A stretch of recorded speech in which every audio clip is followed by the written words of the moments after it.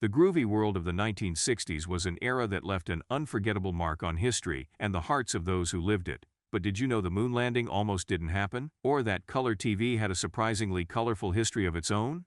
Join us on an exciting journey as we delve into the iconic moon landing that left the world in awe and explore the revolutionary miniskirt, fashion that redefined style. In this video, we'll be uncovering 10 things all 1960s kids fondly remember. Starting off at number 10, we have American muscle cars. In the mid-1960s, a revolution was roaring down the highways, the birth of American muscle cars. These weren't just cars, they were powerful symbols of automotive performance and style. Who knew that revving engines and sleek designs could cause such a stir?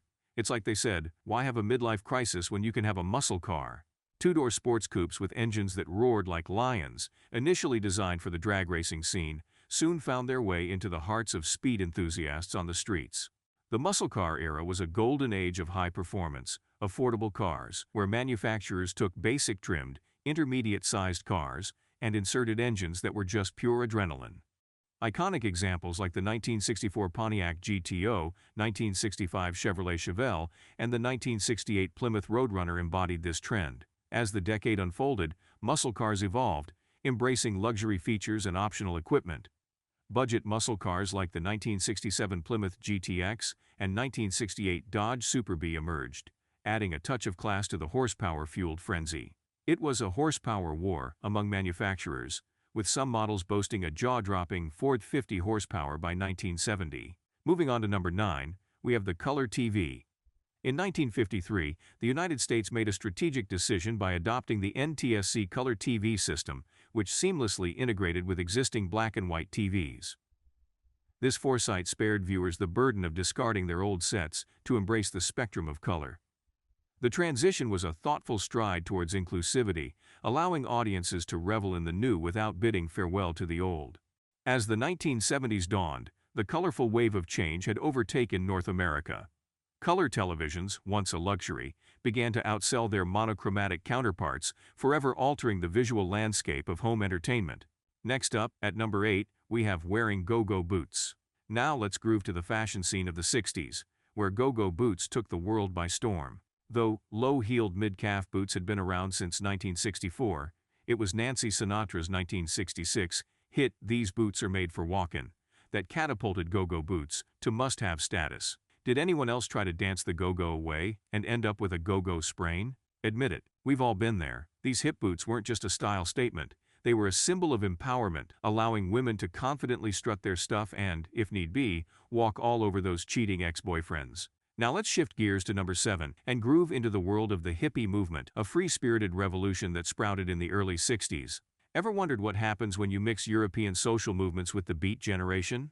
Apparently, you get a bunch of folks who really like nature, communal living, and, a bit of artistic experimentation. The transition from beatnik to hippie became official at the 1967 Human Be-In in San Francisco, where the crowd chanted and adorned themselves in vibrant psychedelic clothing.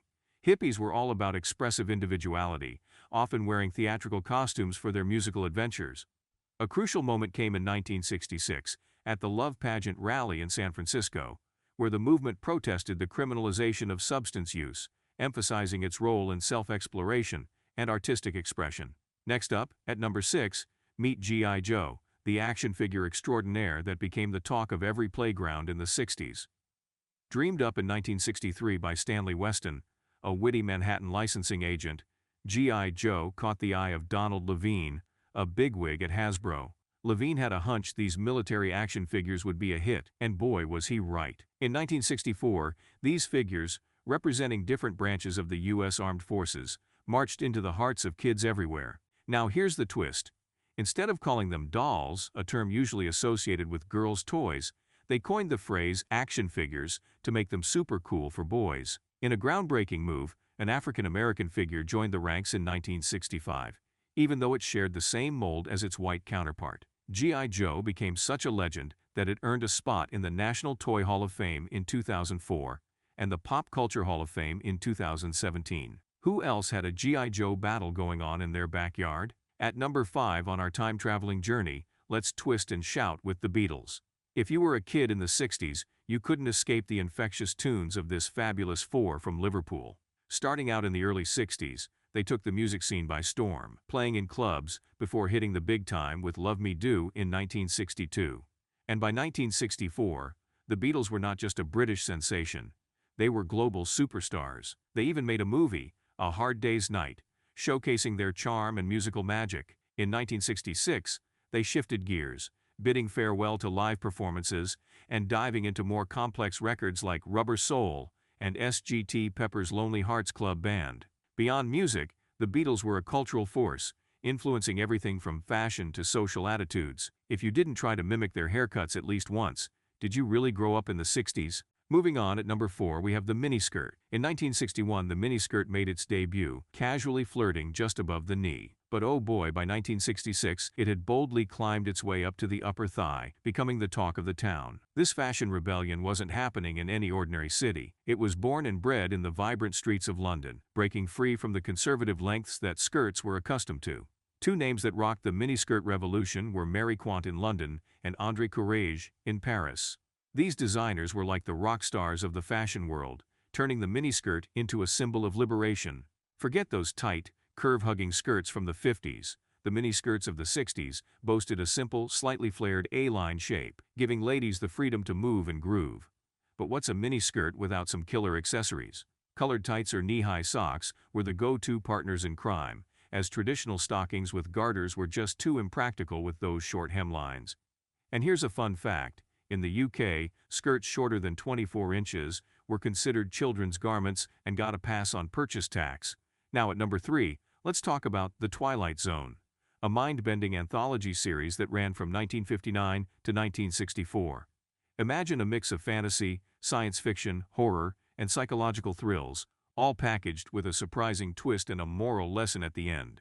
This show wasn't afraid to tackle serious issues like nuclear war, McCarthyism, and mass hysteria, themes that were often avoided in other primetime shows. Even famous writers like Ray Bradbury lent their brilliance to the series. Despite initial skepticism about the depth of science fiction, Serling's on-screen charisma and the show's unique style made it an enduring classic. For number 2, let's step onto the baseball diamond with the New York Yankees. In 1960, they had a solid season but faced a surprising loss in the World Series to the Pittsburgh Pirates. Talk about a curveball. The next year, in 1961, they came back swinging, having one of their best seasons ever. The Yankees won a ton of games and clinched the World Series against the Cincinnati Reds. Legends like Mickey Mantle and Roger Maris were smashing home runs, with Maris even breaking a major record. The winning streak continued in 1962 as the Yankees battled their way to another World Series victory, this time against the San Francisco Giants. In 1963, they had a strong season but faced heartbreak, losing the World Series to the Los Angeles Dodgers. The drama continued in 1964, with another intense season, yet they narrowly lost to the St. Louis Cardinals in the World Series. Change was in the air for the Yankees after that, with a new manager stepping up to the plate. It was a time of highs, lows, and a whole lot of baseball history. And finally, at number 1, we have the moon landing, because nothing says out of this world like strapping humans to a rocket and shooting them into space. Let's touch down on the moon. July 20th, 1969, a day etched in history. The Apollo 11 mission made an epic touchdown, marking the first time humans set foot on the lunar surface. Neil Armstrong and Buzz Aldrin became the pioneers, with around 500 million people worldwide glued to their television screens, witnessing this awe-inspiring moment in real time. It was the largest TV audience for a live broadcast at that time, showcasing the monumental achievement of the United States in the space race. Apollo 11 was just the beginning, with a total of 6 crewed U.S. landings on the moon between 1969 and 1972. The United States proudly remains the only country to have successfully conducted crewed missions to the moon, with the final mission departing in December 1972. In total, 12 brave men have left their mark on the lunar surface, with Gene Cernan being the last to step off. From the moon landing that united the world in awe to the amazing American muscle cars, the 60s were a kaleidoscope of innovation, daring choices, and monumental achievements, proving that sometimes the past is the most captivating adventure of all. What's your favorite memory or moment from the 1960s? Did you have a favorite G.I. Joe action figure or a beloved Beatles song that defined your 60s experience? Leave your answers in the comments section below, and don't forget to like this video and subscribe to our channel if you haven't already. Thank you for watching. We'll see you guys soon.